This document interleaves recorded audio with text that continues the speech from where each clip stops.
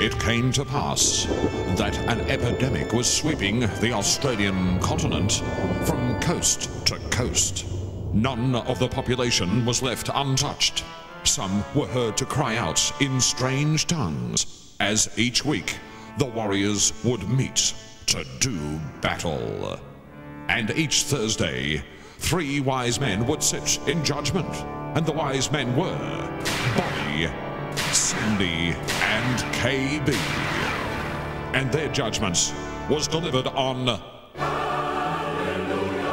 League Teams. And welcome once again, and possibly for the last program of this year, of course. And welcome to you, Sandy. Welcome, Bobby. Marvellous in your jacket. And Kevin, you've got a cap as well. We didn't get caps. That's because we're coiffured. Yes, we should actually congratulate and thank Andrew Sausages and Chops, our new producer, who's only been producing us for the last 2 weeks. Gone ahead in leaps and bounds. In 2 weeks, we find ourselves now with new jackets on, the Channel 7 logo, the grand final jackets, also the new AFL 1997 grand final hat. One thing worries me, though. Job. You also were given an envelope just prior to coming on tonight. Before coming on air. Did that have good or bad news or something we should know later? It actually said you're not to go on camera under any circumstances. Well, now, Kevin, you've got 5 of those, haven't you? Premiership Cups. Yes, 5 Premiership Cups. Now that's the St Kilda one. That's the St Kilda one. And here is the Adelaide Crows. I only got 3 of those. You're supposed to say you've got 3 of those, Bob. You've got 3 of those, That's Bob. right, yes. And some of us dream of them. But, people in Adelaide are going to be dreaming of these, and people from Moorabbin and everywhere are going to be dreaming of the one over there for the Sainters, to put with the one from 1966. They've only got one, of course, St Kilda. Correct, 1966. But we do have a big show lined up, don't we, boys? Certainly. Show. We are going to be, in fact, I know we're national, but we are really multi-state tonight because we're going to do a double link up to South Australia with Footy Plus. We're meeting Graeme Cornes, Neil Kerley, Matty Campbell, Bruce Abernethy, and also Mark Ricciuto. Now. Oh, heavens. It's big. Boys, good evening. How are you? You're in our show. No, you're in ours. This is our biggest audience ever, Bob. It's huge. Huge. Sandy, that's a pretty warm welcome from a South Australian crowd for a Victorian football show. Oh, no, Abbas, they know. Now, tell me, are the Crows pumped? Is everyone pumped over there? I think the whole town. Sounds a bit flat to me.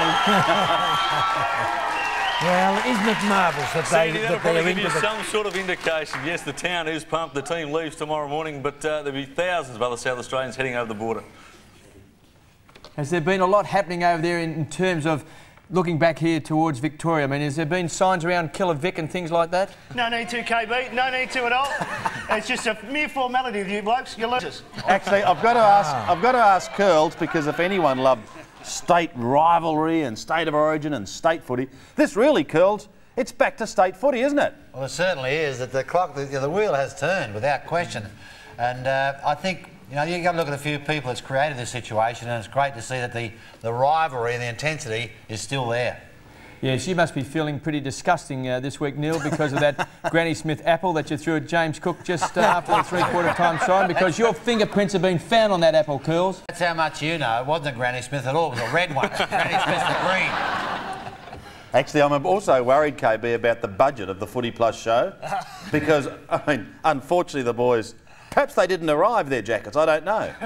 Was that the Maggots we saw doing a dance before? No, that was the Crowettes. Oh, Crowettes. Yes. And did a very good job too. Abbas, since we have some vision of the boys arriving home in Adelaide last week after that sensational win over the Western Bulldogs, I mean, this is shades of Beatlemania. I think it's shades also of 1993 when Graeme was coaching and they won their first final and came home. There was thousands and thousands of people at Adelaide Airport, and yeah, they're back there now, and well, 3 final wins is a great start, and one more, and look out, you guys. Well, just on that, we should ask Graeme Cornes, because Graeme, you did take the Crows into a preliminary final, and you would have had massive build-up back in those days. Is it as big now, or do you think that under Malcolm Blight and being in the competition now for a few years, that the Crows players have sort of learnt to sort of take it all in their stride? I think the one thing Malcolm's done, Kevin, he's just been able to keep a lid on it nicely, and he's never built the expectations. If you listen to Malcolm's post-match comments. It's always we were lucky, and we don't think we've got the personnel to go the next step. And the expectations of the town have been packed down nicely, except for this week. But I think even this week, everybody's perhaps a bit more mature. They really have kept some sort of sense of realism about it. Now, KB, I'd like to ask you a question. KB, you listening? No. That's right. How do you reckon Melbourne will handle the Crows' victory? Oh, look, Kerls, look, you're hallucinating. I mean, you're joking. I mean, St Kilda at the moment, you should have seen their training session tonight. Kerls, they're absolutely pumped up. Don't get They're off the lined up question. doing calisthenics. Yeah. I think they'll handle it very well. That was called a haka. They've handled a West Coast Eagles victory on more than one occasion. There's more rivalry between South Australia and Vicks than Vicks and Western Australia. That's true, but there'll be more Crows over here than West Australians, I think, Kerls, also too. I don't think they'll be able to handle it myself. I think we sent too many tickets over to South Australia, to be truthful. Hey? I think we sent too many tickets over to South Australia. Tickets, Bobby. Look here, all these people got tickets. Were you surprised by the level of Crows support in Melbourne last week? No. I mean, I think Kerls hit it on the head with this rivalry that's built up and the anticipation of the Crows playing in their first final. I wasn't at all surprised, and there have been thousands of these people that we can see now probably on their way over. There's a tent city at Ballarat, and they're all enjoying themselves there at the moment. They'll complete the journey early tomorrow morning. And I just think it's going to be a sensational atmosphere. Ballarat will never be the same again, but it'll be a great atmosphere. The Parkwood Motel's filled with Crow supporters already. The Parkwood? Yeah, in Geelong? I hope they don't misbehave. KB, would it be fair to say that most of the people in Melbourne were banking on perhaps a Bulldogs St Kilda final, and that the emotion was there, looking forward to that? I reckon that was the way that we saw it over here, because we were talking about a Cinderella grand final between St Kilda and the Bulldogs, because they've only won one premiership each in 54 and also in 66. So you actually spoilt the entire grand final for us over in Victoria. And you should be feeling absolutely ashamed of yourself. And pretty happy too. Just boys, the Western Bulldogs haven't had a good week, have they? No, it's been very disappointing. Maybe a little bit more on that a little bit later on. Let's take a break, boys, and we'll go to our first break with some of the coaches and some, should we call them dignitaries, with their tips for this year's grand final. Back with more shortly. Well, I'd like to say from a sentimental point of view, Malcolm and the Adelaide Crows, because of having worked with him for 12 months and been there 3 times before, but I suppose the money's got to be on St Kilda with the way they've been, having now won 9 in a row, and of course they played pretty well last Friday night, and they're certainly primed to do something pretty special, but I think St Kilda just. I think St Kilda are playing very good footy at the moment, but with getting Pittman back, the Adelaide Crows might have a ruck advantage there, but I think St Kilda are just playing too well at the moment. I think St Kilda will win. I think they've had a pretty good preparation for the game, and I think at the moment they're playing with, with the right style of play to be able to win the game. I think St Kilda just, 1, they don't have to travel, and 2, they have just a little bit more talent around the ground. The Saints will win. I think they've had the perfect preparation leading in. They've won 8 or 9 straight now. They won their first final convincingly at Waverley, took the week's break, came up fresh against North, and they've got the extra day's break, so I think Saints are a good thing. I think it'll be a very close result. I think St Kilda will get over the line at the finish, but all the emotion, all the hullabaloo, I don't think it's going to help the Saints this week. They've certainly proved they're the better side during the home and aways, and they've been very impressive in the finals. I think they'll win, but I think they'll just get over the line. Adelaide have got a very good chance now. I'm going to bag for St Kilda, I'll be honest, because they're a Victorian club and the Saints haven't been up there for quite some time, but and I think Stan's done a fantastic job, but I think the ruck position has just tilted it a little bit, Adelaide's way. And I mean, the two issues are that, Malcolm deserves one and St Kilda deserves one. So probably, and I just worry about Wren and Pittman. I mean, if St Kilda can overcome that as a match committee, then I'll tilt back the other way. But I think Wren and Pittman are going to be pretty awkward propositions. Well, I'm really not sure who'll win, but I think St Kilda will start favourites, and I think they're just playing with enormous confidence prior to getting to the finals, and I think their effort last week against North would have enhanced that feeling, and I think they'll be well supported here by a home crowd that'll, if they get into any trouble at all, it'll lift them up and carry them over the line. I wouldn't have a clue who's going to win. It's 2 good sides and they both deserve it, I suppose, so don't know. Well, St Kilda by about 5 or 6 goals just because they're the better side. They're an informed side, and I think they've got a much stronger midfield. Yeah, St Kilda by 5 or 6. I think St Kilda will win, and I think because they've been the better team all year, I think they're probably 10 goals better than the opposition. St Kilda can win by 10 to 12 goals, but I think Adelaide can only win by a goal. So therefore I think it's St Kilda. It would be wonderful to see them repeat the 1966 grand final, and of course they have to win, although it puts a lot of pressure on them, for every Victorian. So they'll be carrying the Victorian flag against those people to the west. Let's just hope it's a good game. Well, I think most people in Melbourne would be tipping St Kilda, but I tipped Adelaide last week by 4 points, and I think they just might fall over the line again. So I'll go for Adelaide.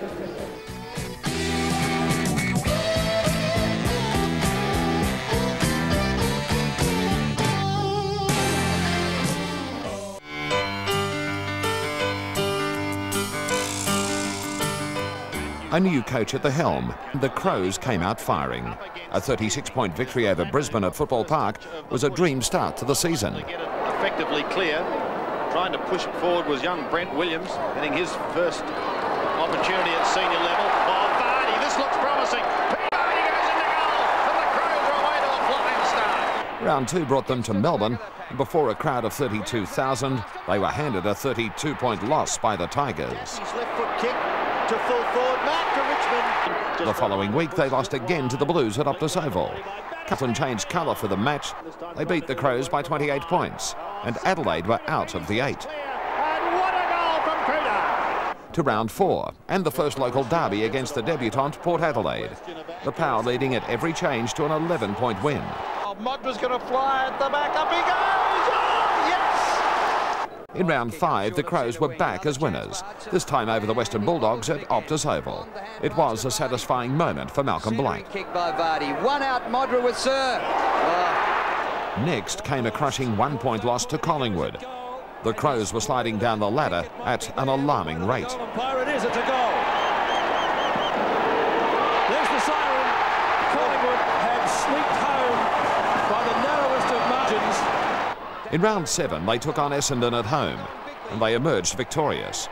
Modra finished with 5. It gets to the back to Modra. This will just about clinch it. Sydney were next, and the Crows were lifting. They pulverised the Swans into submission under lights at Football Park. They were back in the 8. Just turns Roos inside out. What football by Jarman. They cemented their spot with a 14-point win over the Hawks at Waverley. Robran finding form. Crummer runs inside 50 and kicks a great goal. In round 10, under lights on a Monday night, they took to the Fremantle Dockers. Ricciuto and Vardy steering their team to a 33-point win. That looks pretty good from Mark Ricciuto. Almost thrown out towards Vardy. Does some nice elusive work and chips away from 35 metres for another one. By round 11, the Crows were lying second on the ladder. They thrashed the Demons by 52 points. Next week, they lost to North at Football Park. The Roos were too strong all over the ground. Look at Allison, pounces on the ball. 45 metres out. Allison has kicked a goal. Geelong were always going to be tough. Crows still needing their first goal. Modra backs back and bounces through for a goal. Sanderson found the goals. The Cats ate the Crows. They were thumped by 56 points. And speaking of thumping, they came out in round 14 and belted West Coast at Football Park. Mark Ricciuto was in great touch in the grand final preview against St Kilda. A 10-point win at Football Park. Round 16 took the Crows to the Gabba. Modra was freakish, but they wilted under the lights against Brisbane. Kicking it in high with Lepage. Well read by Stephen Lawrence, and he kicks another one, and the Lions are home, I reckon. Round 17 and back to Football Park. Jarman kicked 7. Bit of magic. Can he pull a rabbit out of the hat? Now you see him, now you don't. Modra flew. So did the Crows by 137 points. By round 18, they were back to second on the ladder. This time it was Carlton at Football Park, and they took the Blues apart. A 41-point margin. Jarman around the corner goes Jarman, a brilliant goal. The second local derby came in round 19. Time for revenge. In a lacklustre affair, the Crows were home by 7 points. McLeod with speed. They've got to kick this. He has. They were now leading the competition, but they didn't lead the Western Bulldogs. It was probably their worst performance for the year. The Dogs home by 43 points. Johnson, run in and get a goal! On a Monday night at Football Park, they again met Collingwood. A scrappy match saw them emerge 9-point winners. Round 22 was forgettable. Essendon had a shocking year, but they were determined to finish with a bang. Only a 4-point bang, but the Dons were winners. To the first qualifying final, and the West Coast were humbled at Football Park. The Crows by 33 points. Geelong were next in the semi-finals. The Football Park nemesis haunted the Cats. The Crows were into the preliminaries. From 52 metres, it's a lovely kick from Bond. That's it. To the MCG and the sentimental favourites from the Whitten Oval, the Bulldogs were in command until the start of the final term. Adelaide just kept on fighting and fighting. A 2-point win was just enough. He looked like he might have been held. No free kick. Chance for Smart. A fumble. He's got it. Smart kicks a goal. Here come the Crows. Crows are in the grand final. South Australia. Yes. And here we've got our... Oh, well, that was some great highlights, and our director having a bit of a chat to us all there, and Mal, he does a great job, Mal Orr. There's a great highlights there, Sam. Yes, you do, Mal. We can still hear you if you've got the key, please. No, you've still got it. Let's go to Adelaide. Let's go to Adelaide, because on a serious note, Mark Ricciuto has sat there and he's watched these highlights, and he's sitting amongst all these streamers and balloons. And Mark, how are you feeling, mate? Oh, I'm right. I think the boys will go pretty well on Saturday, so if they can win, you know, it'd be disappointing I'm not there, but still be good to see that the club's won a premiership. Mark, watching all those highlights there, which game was the one that really turned the corner for you? Was it the one when you got beaten against Port Power early? Yeah, I have to agree with you there. I think a few boys got a bit of a rude shock that day, and well, obviously we didn't have our best side that day by any means, but we didn't play very well either, and you know, after that game, a few boys had a good look at themselves, and after that, we started playing some real good footy. Mark, congratulations on the way that you polled in the Brownlow medal. We all know that you've got, you know, your groin problems. At what stage of the season did you actually have your groin situation? It was building up gradually from just before the state game, but when we played Brisbane up there, it was the first time it, you know, it really started restricting me in footy. Curls, let's talk about Adelaide's chances in this game, real chances. Are you, like many others, particularly over here in Victoria, believe that...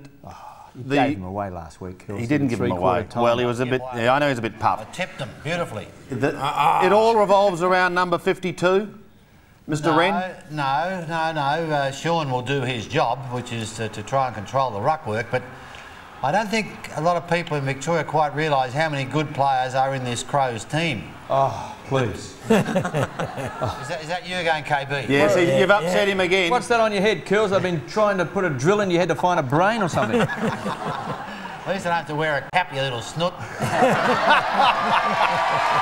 Hey! You little snoot. Graham, you've got a great many runners from the half-back line or from the back line. They're one of the keys to the game for you, aren't they? They certainly are. There's no doubt about that. But there's a lot of good players in this side, and Malcolm's used them very well this year, and I think there'll be some prizes on Saturday for you guys to have a look for. Some surprises? Yeah. What about Hart coming up, taking marks, or what? Will we see him again like he did the other day? We're not giving you any information at all. Has Darren Jarman got glandular fever? Trent Ormond-Alvarez. You wish he did. But Darren's caught it too. You were hoping. But there'll be completely different conditions this week. I feel like here we have a beautiful sunny day. I think on Saturday, well, that's if your weather forecast over there is anywhere near correct. Well, hang on, the weather comes from there, Curls. Yeah, what's it like there today? I know where it comes from. But you're talking about Ben Hart last week. You'd only go on form in the last quarter last week for Adelaide. It doesn't get much better than that. Well, I mean, look. At that particular point in time, poor old Bulldogs had run out of steam, but against St Kilda, they got the best back line in the business. Didn't someone tell them there was 4 quarters involved? Oh, You've got to play now, all four. Abbas, before we go any further, let's now have a look at the Adelaide lineup, the team that has been named for the 97 Grand Final. 6 changes. Shut up, KB. What did he call you little snot? Kane Johnson in the back line with Nigel Smart and Hart, Simon Goodwin, Peter Caven and Andrew McLeod across halfback. Matty Connell is along that centre line with Darren Jarman and Clay Sampson. What a thrill for him. Shane Ellen, Matt Robran and Rintoul across half forward. Rodney Jamieson, Sean Rend and Bond named across the forward line. David Pittman, Kim Costa and skipper Mark Bickley, the following division. On the interchange bench, Edwards, James and Aaron Keating, so going with all big men. The emergencies, Chalmers, who played so well in the Port Nord game. Stanfield and Tregenza, interesting to see him named as an emergency. So coming into this lineup, boys, Pittman and James for Modra and Ormond Allen. So really, no major surprise. Well, Graeme Cornes, are the South Australians clever enough to mess up the team, or does that look like being anywhere near the side? Nowhere near it. There's not too many changes to that, Bobby, to be quite honest. We don't want to tell you too much. I don't think Nigel Smart will start at centre, at full back. You obviously saw how he started last week on James Cook, and he's much better up the ground. They've liked him off the halfback line all year, but the big question is, who are they going to play at full forward? And you'd think maybe Jamieson or Jarman would be the choice there. Cornsey, what do you think? You've watched this side all year from behind the microphone. You've been their coach. What's your gut feeling this year? Well, I think it's revolved a lot around Sean Wren. When Sean came back into the team immediately looked a lot better. The thing that really has surprised me, though, is the amount of young players that have been played and have stepped up to the next level and are playing so well. You know, Kane Johnson did a magnificent job last week, and Andrew McLeod's form has been sensational. The other thing is there's so many players from other clubs who were fringe players, could get a game, that have slotted into Malcolm Blight's lineup. 5 of them, Graham. And are playing very, very good football. I must say... How many was that, Curls? 5. 23 knuckles. It's an ugly 5, I tell you that. I've got to say, though, they have surprised me with the way they've been able to maintain their intensity, and who would have thought they'd have got this far? Well, let's hope we have a contest worthy of a grand final. Guys, thank you very much for joining us tonight. And would you thank Graeme Cornes, Neil Kerley, Matty Campbell, Bruce Abernethy and Mark Ricciuto. Yeah. Sensational. I think Cornsey was very interesting, the words he had to say there. Very interesting. And unlike Curls, does feel that it will revolve around Mr. Wren.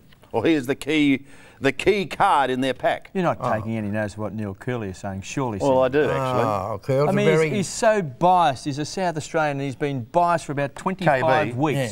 You're a Victorian. You're a bit biased, Kevin, aren't you? Of course I'm biased, Well, Bobby. that's right. Well, that's the way to be. If you can't support your own team in the grand final, you're not worth your salt at all. No. Jotted down a few things when that Crows side went up, Bobby. What was it? Too slow, too tired, too big, and they lack enthusiasm. We've got another thing jotted down too. Generic break.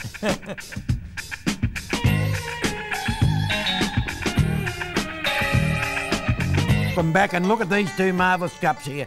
Which one is going to win? Well, there isn't any doubt, is there, in our minds?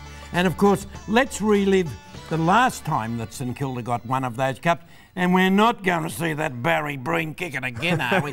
Cowboy said, I kicked all the goals, this fella's kicked a point. There we go. Up goes Minot. He gets a tap down. Potter has it. He can't break clear. It's taken by Breen.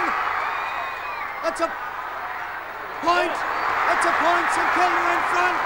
St Kilda in front. How long have they been playing, Mike? They have been playing. If my hand will stop shaking, I can see the watch. 27.5 minutes.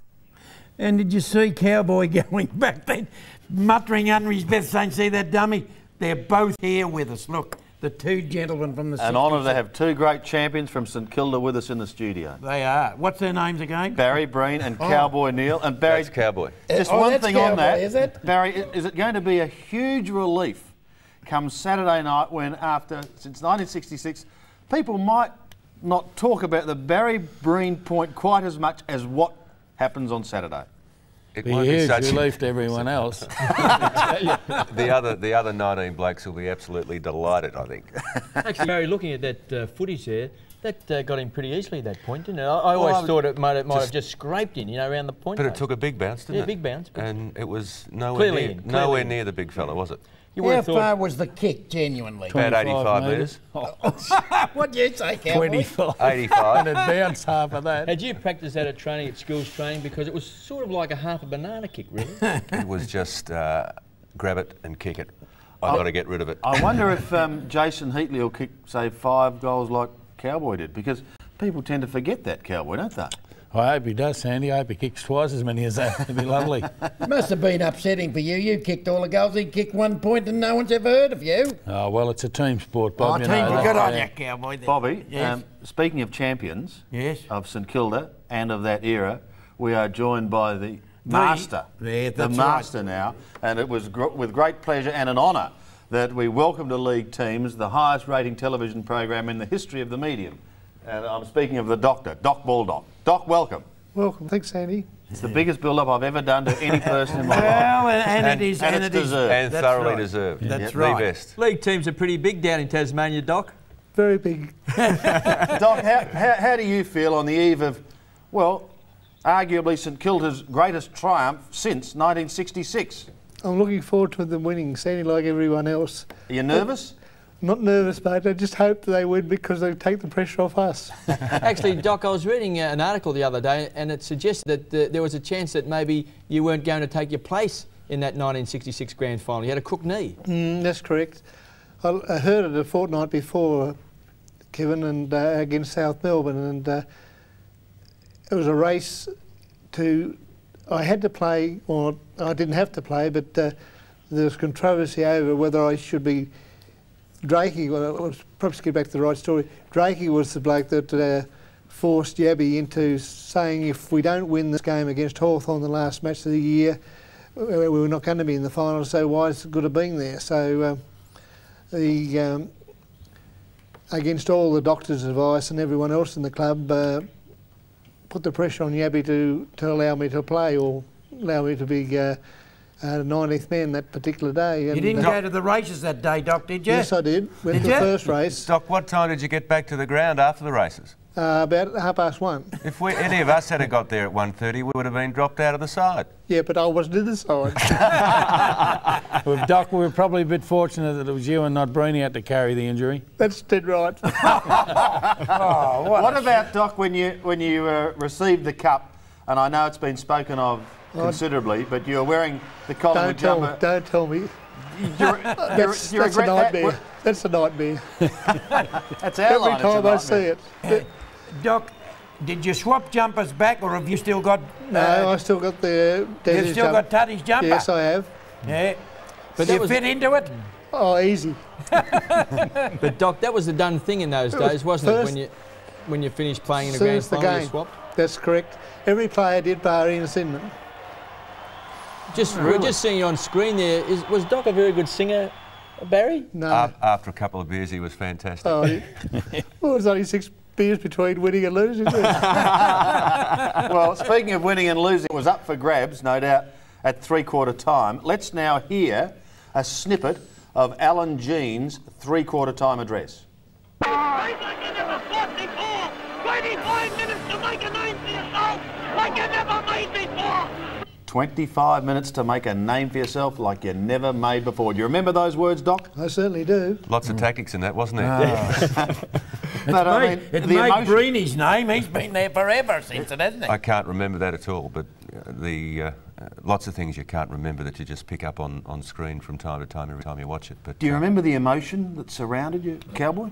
I certainly do, and the thing that stuck in my mind was when we run the victory lap afterwards was the number of people still there, obviously all St Kilda supporters have been waiting that long, but the people that were sitting there crying just in their seats, I really couldn't believe it. Well, you would have seen all those, Cowboy, because you would have been 50 yards behind the pack, wouldn't you? Oh, no, that was in the days when I was quick, Bobby. Oh, when you were quick. The victory lap was a first, Sandy. There was no sides ran victory laps before St Kilda did, and we started that tradition. And when we won the game, Jeansy said to me, "You and Doc run a lap with the cup," and then all the other mugs joined in and spoiled it. Why did he say that for? Doc had 6 kicks and you had 1. Because I won the game for him.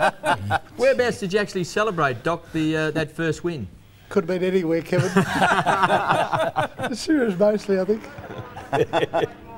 Well, that's a fantastic shot there. There we are, young Alan Jeans as Doc proposes a toast. Something tremendous. It was an effort to every boy, just, well, pure guts, if I may say that. And the song. Oh, I got the Sarah with cigarette. Unbelievable. And the finger up, sipping champagne. Yeah, sort of. That's unbelievable. That's great scenes, isn't it? And there's Big Carl, I think, in there. Of course, he didn't hold play. this back of That was at the Orana room above the old McClure's restaurant in St Kilda Road. Well, in fact, in 1967, when Richmond won the premiership, the year after you won the premiership, we actually went back to McClure's too. That must have been the in place in those days. Must have been the Southern Cross of the 50s, 60s. Boys, have you got anything planned for Saturday night already? I mean, is there a Melways? Is there a map? Or is it a bit early to divulge plans? No, I've been invited to the function, Sandy. And, well, I have, but you haven't. I haven't received mine yet, but I'm Are you hoping actually to going get to it the game? Have you got tickets to go to the game? Yes, I managed to scrape one up. I looked after him again. Yeah. Oh, yeah. There's no chance that you might get in the plane and go over and see the Doc and celebrate with him. We could do that after the game. We could do anything. Would you like him to come over, Doc? No way. Boys, stay with us. We're going to take a break and we'll be back with more, including the St Kilda lineup shortly on League Team. Round 1, March 29. And the Saints met the Hawks, who kicked 5 goals to none in the opening term. Harvey did his best, but they were 6 points in arrears at the final siren. Run down by Lowe. It spills to Harvey. He sees daylight. Robert Harvey kicked the goal. Beautiful. Superb effort, Gary Lyon. In round 2, they melted at the Gabba, thrashed by Brisbane by 97 points. Next, a fiery encounter at Waverley against Collingwood. Winmar and Heatley were the key players. St Kilda's first win for the year. Beautifully. Check side by Heatley. Oh, don't tell me he's kicked that. What a goal. That is magnificent. Then at Waverley they met Sydney and Tony Lockett. The Swans home by 46 points. Stafford beaten, but it's Kelly out of the middle. Under no pressure, he spears it in towards Lockett. Across the Nullarbor and the Dockers at Subiaco. Stuart Lowe was in great touch, but the Dockers won by 6 points. Things were looking bleak. Here, if in fact they're going to win it. What a terrific mark. Allen, 65 metres out, Bacon Square. It could run on. It has. It's a goal. Quick hand pass. A confidence-boosting 86-point win over a depleted Melbourne put them back on track. Melbourne in all sorts of trouble here. Everett again. Well done, a goal. In round 7, they took on Port Adelaide at Waverley. A 65-point win gave them another boost. Things were looking up. And Hall again. 3 in a row in a classic match against Essendon at the MCG. The Saints were into the 8. Presenting Lucas with a run. He's not nimble enough. Jones steals it. 40 metres out. This will bring the house down. He's kicked the goal. In round 9, they belted the Tigers. It was close at three-quarter time. In the final term, the Saints were rampant, kicking 9 goals. Open goal. Another one for the Saints. A slight hiccup in round 10 when they lost to Geelong by 28 points, but they were still in the 8. And he has... Oh, he's kicked the goal. Oh, Mansfield's got the loose man here at half forward. Stephen King races in the goal with a wobbly kick and it bounces over the pack for a goal. Another trip to Perth, and the might of West Coast crumbled. The Saints' first win over the Eagles in Perth. A 7-goal first term was a big help. There's Joel Smith off the ground. The running brigade took on the Blues, led by Austin Jones. A big 31-point victory. He burns them off. 48 metres out. What a goal by Aussie. To round 13, and after the state game, the Western Bulldogs showed they were keen for September action with a 17-point win at Waverley. Johnson. Yes. Round 14 belonged to Jason Heatley. 9 goals and a 54-point win over the reigning premier. 15 metres out. He's kicked number 8. Adelaide proved too strong at home. Harvey, though, finished with 42 possessions. Inside 50. Harvey kicks. I think he's goal, Robert Harvey. Back on the winners list in round 16. The Hawks were no match for the might of the Saints forward line. A 79-point win. Oh, Lappin, great control and kicks a goal. Round 17 was Nicky Winmar Day. He celebrated his 200th league game with a blistering performance. The Saints by 48 points over the Lions. Collingwood were next at the MCG. Smith was on fire early, but did his knee later in the game. Spider saw the Saints home by 22 points. Everett at the back. Yes, the mark. No, he has to play on. Snaps, and he's got it. By round 19, they were in second place on the ladder, and they went to Sydney. And they went to town, breaking the Swans' 20-game streak at the SCG. Lappin, great shot. That's the winner. The wind blew at Waverley. The Dockers were blown away. In a dire struggle, the winning run was intact. 5 in a row, 13 points the margin. Man who kicked the last goal, what can he do here? Thompson, he's got another one. The game is safe, you would think now. Round 21, they were top of the ladder. Heatley was on top of the heap. 5 goals in the opening term against Melbourne, a 52-point triumph. Lovely long kick, straight kick. The last home and away round at a trip to Football Park. Port were never in the hunt. St Kilda were minor premiers. Who shoots from 46 metres, and St Kilda are going to go to the top of the ladder. The fourth qualifying final. For the second time this year, they beat Brisbane into submission. 10 minutes into the third quarter. Good mark by Keogh. Hits the ground running. Rod Keogh breathes and he's back. Goal! Then into the second preliminary final, their first for 25 years. The reigning premiers were humbled. The Saints home under lights by 31 points. Heatley from about 40 metres, and he's got another one, that's 5.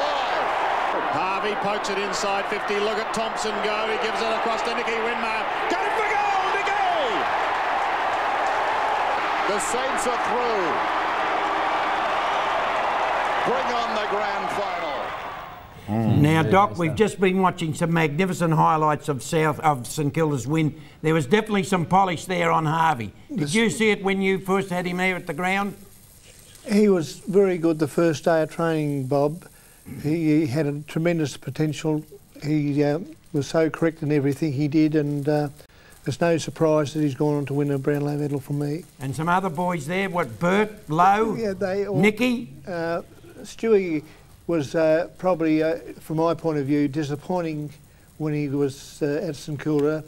He was slower to mature and play. He wasn't certain to take the marks that he's holding now, and certainly his kicking wasn't very good either, unfortunately. But Nathan Burke was there, and Jason Daniels, Nicky Winmar was there, and Laser Vidovic. All right, let's have a look, boys, at the St Kilda lineup. There's just been the one change made.